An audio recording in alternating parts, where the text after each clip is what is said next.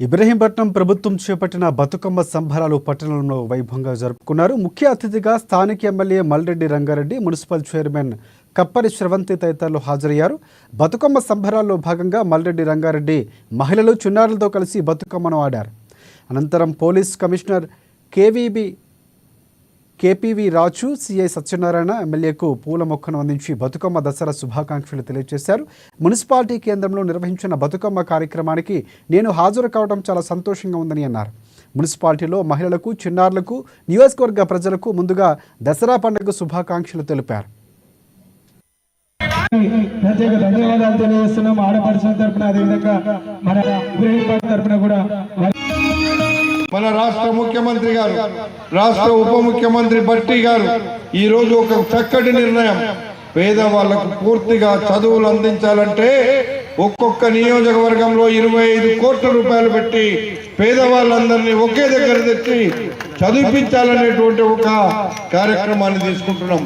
మేము తీసుకునే కార్యక్రమం ఇప్పటికిప్పుడు మీకు అర్థం కాకుండా మన పిల్లల జీవితాల్లో రేపు బ్రహ్మాండంగా మన పిల్లల జీవితాలు బాగుపడడానికి అక్కరొస్తుంది.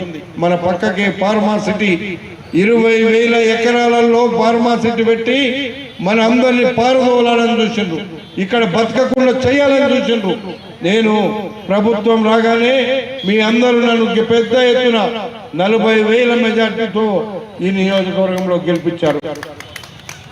మీరు గెలిపించిన వెంటనే గెలిపించిన వారం రోజుల్లో ఫార్మాసిటీ రద్దు చేపించి అక్కడ 1,000 కోట్ల రూపాయల ఇన్వెస్ట్మెంట్ తెచ్చి మన ప్రాంతాన్ని, హైదరాబాద్ నగరం ఎలాగో ఉందో అంతకు మిన్నగా ఒక కొత్త నగరాన్ని మన నియోజకవర్గంలో నిర్మించబోతున్నాము. అది మన అందరికి అక్కరొస్తుంది. ఇప్పుడే మన వాళ్ళు అనుకుంటారు మాకేమైంది, ఎప్పుడు వస్తుంది అని. తప్పకుండా నగరం అయితే హైదరాబాద్ నగరానికి ఇక్కడ ఎంత దూరం ఉన్నామో అంతలో సగం కూడా లేనటువంటి నగరాన్ని నిర్మిస్తున్నప్పుడు ఇక్కడ రోడ్ల మీద మన వాళ్ళు చాలా మంది చిన్న దుకాణాలు, చిన్న వ్యాపారాలు పెట్టుకొని బతుకుతుంటారు. నేను చూసిన ఒకప్పుడు ఇక్కడ దుకాణాలు పెట్టుకున్న దగ్గర కూడా ఏం చేసిండ్రు, 200, 300, 400 వాళ్ళు బతుకును గుంజుకొని తిన్నటువంటి దొంగలను నేను రాగానే వెంటనే 1 రూపాయి ఇక్కడ వసూలు చేయడానికి